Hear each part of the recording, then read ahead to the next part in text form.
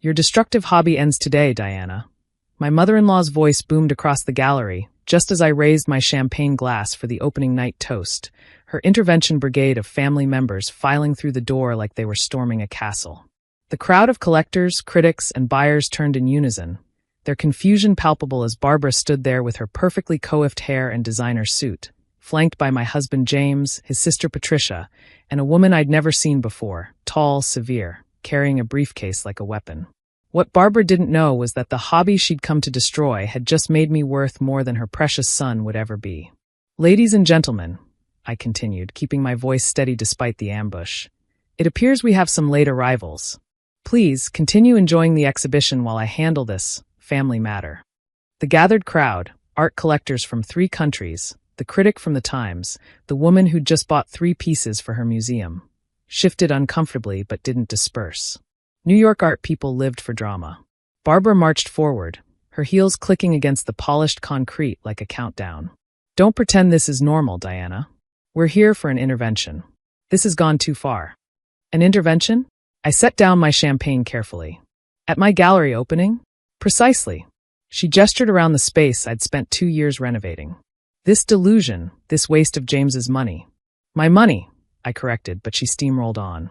This is Dr. Helen Martinez. She pulled the briefcase woman forward. A real career woman. Cardiothoracic surgeon at Mount Sinai. Someone who understands the value of contributing to society instead of playing with paint. Helen had the grace to look uncomfortable, clutching her briefcase like a shield. James stood behind his mother, his face a mixture of embarrassment and resignation I'd grown used to over our 7-year marriage. How thoughtful, I said, noting the way several collectors were now recording on their phones. James, did you know your mother was planning this? He shifted his weight, that telltale sign of his guilt. Diana, maybe we should discuss this privately. Privately? Barbara's voice rose. You've been promising to handle this privately for years. Meanwhile, she squanders your inheritance on this gallery. Actually, I pulled out my phone. Speaking of inheritance, has James mentioned why his trust fund payments stopped 6 months ago? James went pale. Barbara's perfectly painted lips pursed. What are you talking about? Oh, he didn't tell you? I smiled at Helen, who was edging toward the door. The trust administrators found some interesting discrepancies. Gambling debts, mostly. Atlantic City is lovely this time of year, isn't it, James? Diana. James stepped forward. This isn't the place. No. Your mother thought it was the perfect place for an intervention. I gestured to the walls around us. Dr. Martinez, before you accept this generous offer to replace me, you should know that James owes approximately $300,000 to some very unfriendly people. Helen's eyes widened. She took another step backward. Lies. Barbara sputtered. James would never. Check your credit card statements, Barbara. The cash advances?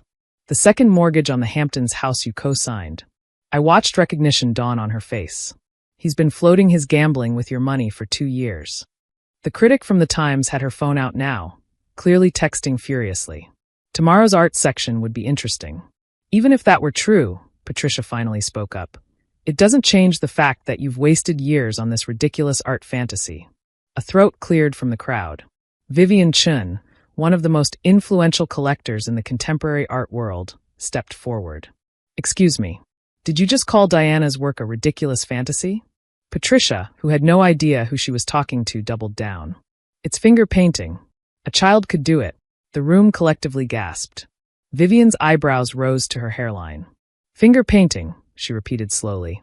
The piece I just purchased for my private collection for $200,000. That finger painting. Barbara's mouth opened and closed like a fish. I almost felt sorry for her. Almost.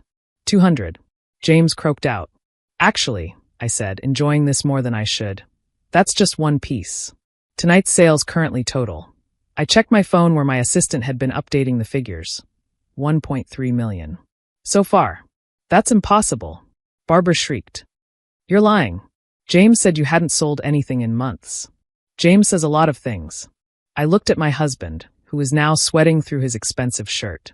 Like when he told me he was working late, but was actually at Foxwoods. Or when he said the bruises were from boxing at the gym. Bruises? Helen spoke for the first time, her voice sharp. What bruises? The ones from his bookie's enforcer. I rolled up my sleeve slightly, showing the faded marks. James thought if they couldn't collect from him, they'd try his wife. Turns out they're not art fans. The silence in the gallery was deafening. Even Barbara seemed struck dumb. But here's the beautiful irony, I continued, looking directly at Helen. The money James gambled away? It was supposed to be for this gallery. I funded it myself, with my inheritance from my grandmother. The one Barbara always said was worthless. Your grandmother was a secretary. Barbara finally found her voice. A secretary who bought Apple stock in 1980 and never sold. I smiled. Funny how James never mentioned that to you. Or that I paid cash for this building. Or that I've been supporting us for the last 3 years while he pretended to work at your friend's law firm. I work, James protested. Filing papers twice a week isn't work, darling. It's charity. I turned to the crowd, which had grown as people from the street wandered in to watch the show. But please don't let me stop this intervention. Dr. Martinez, would you like to continue with your presentation? I'm sure you have a PowerPoint about why you'd be a better wife. Helen clutched her briefcase tighter. This isn't. I was told you were mentally unstable. That you needed help. Oh, I probably do need help. I laughed. 7 years of marriage to a gambling addict while his mother convinced me I was worthless? Therapy twice a week, Dr. Martinez. Highly recommend it. Stop this, Barbara commanded. James is a good man. You've corrupted him with your bohemian lifestyle. Barbara. A new voice cut through her tirade. Marcus Wellington, my gallerist and one of the most powerful men in the New York art scene, stepped out from the back office. I think it's time you left. Barbara drew herself up. And who are you? The man who just sold Diana's entire Emergence series to MoMA. He smiled coldly. Also, the man who owns the building next to yours in Southampton. The one with the security cameras that caught James breaking into Diana's studio last month. James stumbled back. I wasn't.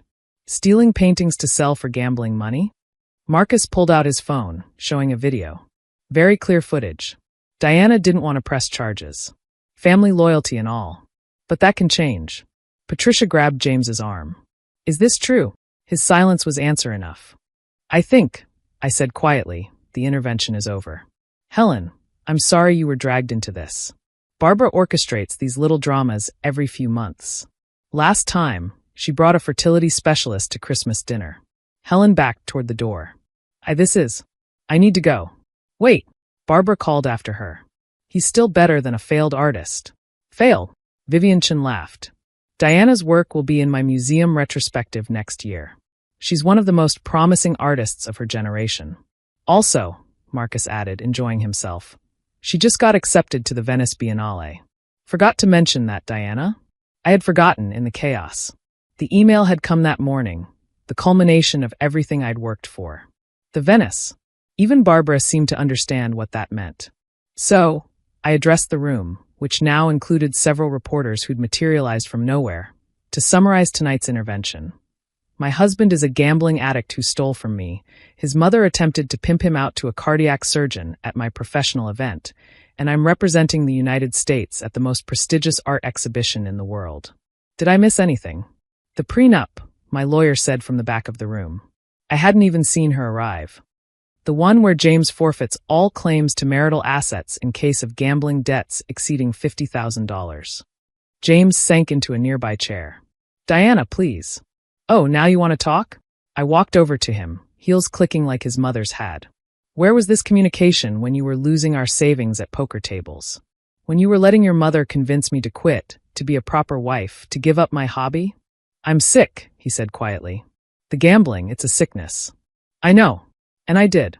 I've known for 2 years. I begged you to get help. Instead, you let your mother plan interventions for me. Barbara rallied for one last attack. You're throwing away a good man for paint and canvas. No, Barbara. I'm choosing myself over a man who was never good. I looked around the gallery, at my work covering the walls, at the red dots indicating sales, at the people who'd come to celebrate my art. And it was never just paint and canvas. It was my voice, my vision, my worth. Everything you tried to convince me I didn't have. The room was silent except for the sound of phones capturing every moment. James, I said finally, you have 1 week to move out. The locks will be changed Monday. Your things will be in storage, paid for 1 month. After that, it's your problem. Where will I go? He looked genuinely lost. I hear Dr. Martinez has a nice place. I turned to Barbara. though you might want to warn her about the collection calls. They start around 6 a.m. Marcus stepped forward. Diana, whenever you're ready, there are several collectors waiting to meet you. I nodded, then addressed the crowd one more time. Thank you all for coming to both my gallery opening and apparently my intervention. Please enjoy the champagne. It's excellent. I paid for it myself. The laughter that followed broke the spell. People began moving again, conversations resumed, and the evening continued. Barbara stood frozen in place as people flowed around her, a statue of thwarted ambition. This isn't over, she hissed as she passed me. Yes, Barbara, it is. I picked up my champagne glass again. It's been over since the moment you decided your son deserved better than a woman who refused to disappear into his shadow. She left, dragging James and Patricia with her. Helen had long since fled. The reporters were typing furiously. Vivian Chun was examining another painting with interest. Marcus appeared at my elbow. Well, that was exciting. Not quite the opening I planned. Are you kidding? This is better than anything I could have orchestrated. You'll be the talk of the art world for months. He grinned. Brilliant work, by the way, having your lawyer here. I had a feeling Barbara would try something. She always does at important moments. I watched through the window as they climbed into Barbara's Mercedes. I just didn't expect her to bring a replacement. The cardiac surgeon was a nice touch. Very Barbara. We stood quietly for a moment, watching the party resume around us. My art, my gallery, my life, all of it finally fully mine. You know, Marcus said thoughtfully, the Times critic is still here. She seems very interested in the story behind your Emergence series. I smiled. The story of a woman who was told she was nothing and proved she was everything? That's the one. I straightened my shoulders, raised my glass to the portrait across the room. A self-portrait painted during my darkest days, when Barbara's voice was loudest in my head, and went to tell my story. The intervention was over. My emergence had just begun.